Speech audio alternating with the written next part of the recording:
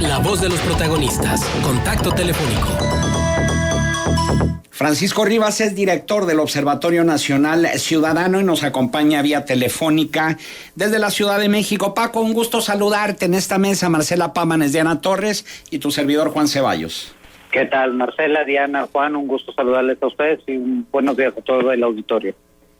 Bien, Paco, pues para que nos comentes, nos des tu análisis, compartas con el auditorio tu análisis de la ola de violencia que se vive a nivel mundial, nacional y regional, y en particular, bueno, tú como director del Observatorio Nacional Ciudadano, ¿qué explicación le das?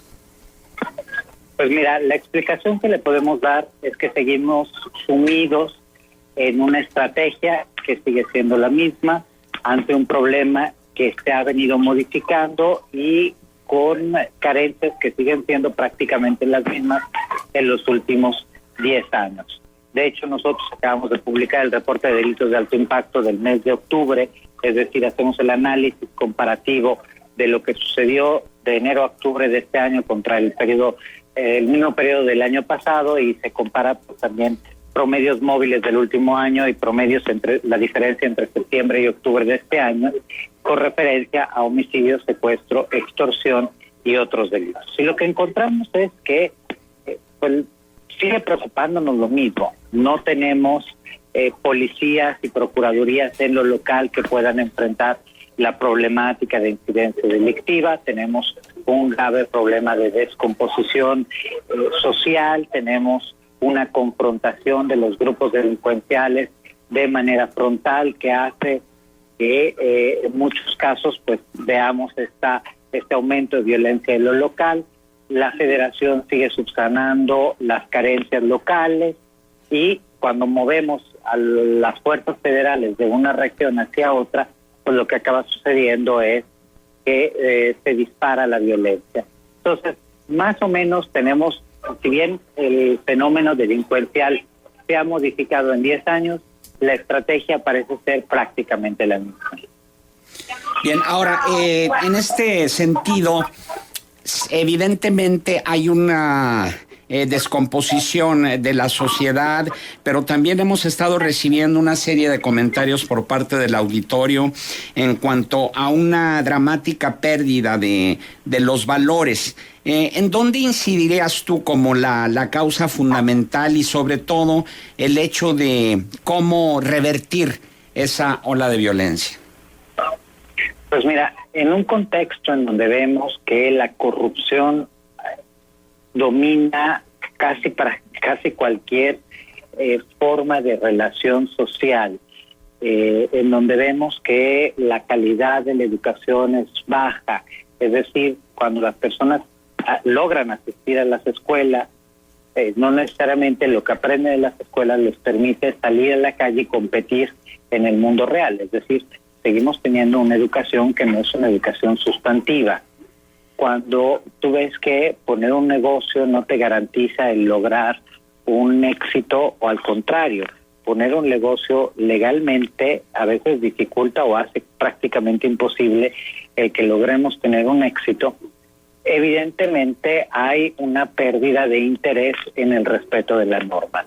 Yo lo primero que haría es precisamente mandar un mensaje claro desde la federación, que es la que puede coordinar los esfuerzos, y desde todo el Estado en sí, que la delincuencia no se va a permitir, que la ilegalidad no se va a permitir, y que la corrupción no domina las relaciones sociales o las relaciones entre la sociedad y la autoridad. Una vez que haces esto, pues necesitas empezar a tener una confrontación con los grupos criminales menos agresiva y más efectiva. ¿Por qué los delincuentes pueden seguir delinquiendo? Porque tienen recursos enormes. Es decir, tú puedes detener a un narcotraficante, a un criminal, no necesariamente reduces su poder de acción o de mala acción en el contexto social. ¿Y esto por qué? Porque desde una cárcel, tú bien sabes, que pueden seguir delinquiendo con la tranquilidad y con la normalidad que todos ya sabemos. Y es por eso que necesitamos que hoy le empiece el Estado a verdaderamente pegar a los recursos de los delincuentes. seguimos deteniendo bandas de lo que sea, desde narcotráfico hasta secuestradores, y si efectivamente son tan poderosas y ricas como nos han contado en los últimos 10 años, pues ¿dónde están ese dinero? Hasta pues ya lo detuvieron 2 veces, por años nos dijeron que era uno de los hombres más poderosos y ricos del mundo, pues ¿dónde están esos recursos? Entonces, algo no está funcionando en la estrategia y por lo tanto seguimos apostándole a seguir peleando en las calles y seguir exponiendo a nuestras fuerzas federales y a los ciudadanos del país.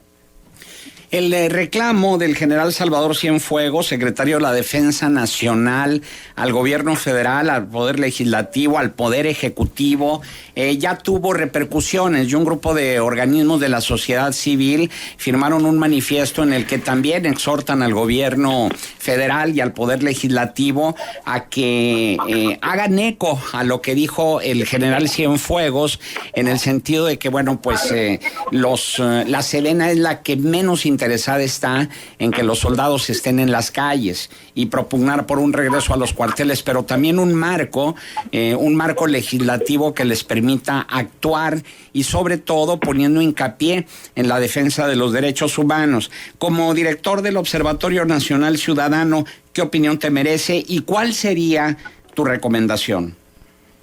Pues mira, nosotros firmamos y participamos en esta discusión sobre sacar este comunicado y la promovimos entre los observatorios que hacen parte de nuestra red.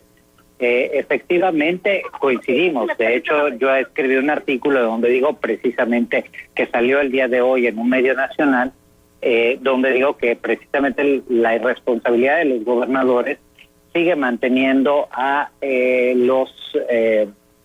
las fuerzas federales en las calles. Coincido totalmente con el general Cienfuegos. General Cienfuegos lo dijo con toda claridad y es algo que en este mismo espacio nosotros ya lo habíamos platicado. Soldados y marinos no tienen ni el entrenamiento ni la vocación para las funciones de seguridad.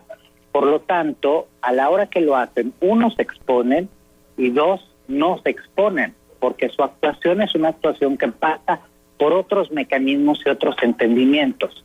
Y si eso lo olvidamos, pues el riesgo es que pues vemos, más bien ya lo conocemos, ¿no? Violaciones a derechos humanos e incluso situaciones en donde ellos pues a veces ya ni siquiera quieren actuar precisamente por el miedo a que el desconocimiento del debido proceso los lleve a ser ellos sujetos a un procedimiento judicial. Entonces, yo creo que hoy lo que deberíamos de tratar de hacer es un plan. La diferencia que deberíamos de tener es un plan que nos permita entender de qué manera van a operar las fuerzas federales para que en el largo plazo estas puedan ir saliendo y no generando esos vacíos. Yo y las otras organizaciones lo hemos dicho. Necesitamos a las fuerzas federales porque si hoy las sacas de las calles sería un desastre. Lo hemos visto cuando se mueve a Policía Federal, al Ejército, a la Marina. Recordarás el caso de cuando las movieron de Tamaulipas y de Guerrero para llevarlas a Oaxaca. Inmediatamente Tamaulipas y Guerrero tuvieron un repunte de violencia muy significativo. Entonces, lo que se necesita hacer es trabajar de una manera diferente, sacarlas en el momento en que hay instituciones de seguridad construidas en lo local para enfrentar el problema. Lo que la diferencia debe estar en que debe existir un plan que nos permita darle un seguimiento puntual y transparente en cómo van estas autoridades, porque lo que ha sucedido hasta el momento, y podemos tomar precisamente los dos casos, Tamaulipas y Guerrero, o podemos tomar el caso de Veracruz, o podemos tomar el caso de Michoacán, que son los 4 estados que podrían ser más icónicos en este sentido. Tú mueves a la Fuerza Federal y se te desbarata la seguridad, porque vienen gobernadores y no construyen las instituciones de seguridad. ¿Quién está investigando en qué se gastó los 3,000 millones de pesos el gobernador Exilio Torres Cantú en Tamaulipas, que supuestamente tenía el compromiso de generar mejores instituciones de seguridad, de construir una policía y entrega menos de 2,000 elementos de la policía acreditable cuando tenía que haber entregado más de 9,000? El dinero se lo gastaron, las policías no están. Entonces, esos son los casos que tenemos en los estados. Y el problema que tenemos en este momento es que si seguimos así, no podemos decir que en los próximos 10 años vamos a estar mejor o vamos a estar de alguna manera diferente. Probablemente estaríamos peor, porque en ese sentido cada vez más tenemos un desgaste de las fuerzas de seguridad y de la confianza ciudadana hacia ellos. Francisco, buenos días, te saluda Marcela Pámanes. Mira, quisiera tu opinión en relación a lo declarado por el presidente Enrique Peña Nieto en el marco de la 41 sesión pública del Consejo Nacional de Seguridad Pública, donde habló de la obsolescencia de los marcos y las herramientas legales e institucionales, porque dijo que estas datan de los 80s y los 90s, y además con esta impresión de que pues no sabía de qué tamaño era el problema, y algo que se le remarcó en el mandato de Felipe Calderón era justo también esto. Entonces, ¿nadie sabe de qué tamaño es el problema? No, yo creo que sí saben el tamaño del problema, y me sorprende un poco decir que la actuación de las policías data de los 70s y los 80s. Sabemos que desde 2009 existe un modelo de seguridad pública a través precisamente de la ley general que se emitió en este año sobre el nuevo sistema de nacional de seguridad, y que da espacio precisamente a cómo deben ser las policías. Es una ley perfectible como todas las leyes, pero no era una mala ley, porque nos hablaba precisamente de policías que tenían que tener un determinado desarrollo, determinada capacitación, que debía existir un marco para un plan rector de profesionalización, nos habla precisamente de los controles de confianza. O sea, es decir, sí existe un modelo de policía, mismo que no se ha implementado, porque si volteas a ver, insisto, a las entidades, pues vas a descubrir que estas no han cumplido con lo que la ley establece, que por ejemplo una policía debe tener unidades de asuntos internos, que debe existir una carrera policial, que los nombramientos deben ser en determinado modo, que las policías deben pasar por controles de confianza.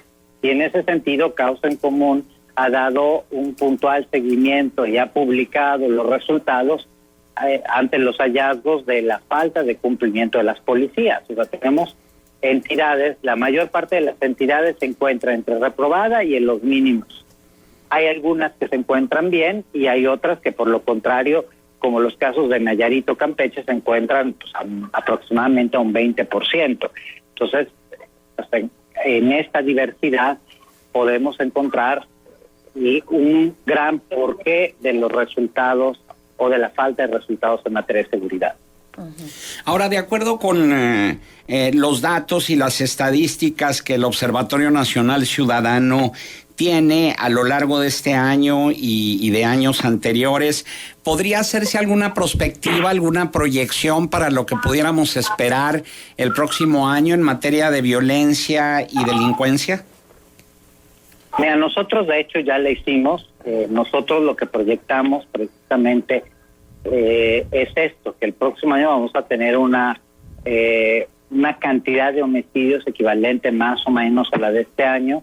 Vemos difícil que la estrategia de los 50 municipios vaya a tener efectos diferentes a los que se ha tenido hasta ahorita, con la característica que vamos a tener elecciones en 3 entidades, una en particular que ya se encuentra sumida en una ola de violencia, como es el caso del Estado de México, que sabemos que de verdad se encuentra en una descomposición absoluta, y luego tenemos 2 casos que son casos relevantes, como es el de Coahuila, una entidad que sí es potencialmente endeble a este fenómeno, que aparentemente trae buenos números en materia de seguridad, pero que tendremos que ver cómo va a lo largo de este año, porque a mí lo que me preocupa en ese sentido es que, yo lo he dicho con toda claridad, no existen suficientes fuerzas de seguridad y suficientes sólidas para resistir lo que son las debilidades de los cambios de gobierno. Y luego el caso de Nayarit, no hay forma de que nos esté diciendo la verdad. Nayarit es una entidad opaca, oscura, que cuando empezamos a evaluar, cuando empezamos a ver, descubrimos que no tiene instituciones de seguridad, y extrañamente en 4 o 5 años redujo de una manera sustancial la violencia.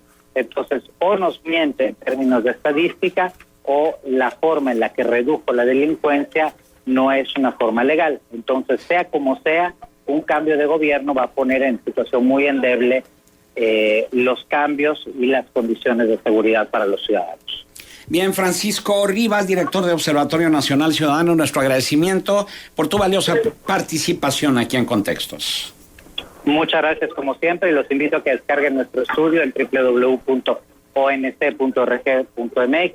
Un saludo a ustedes y mis mejores deseos para esta fiesta. Muchas gracias. Gracias, Francisco.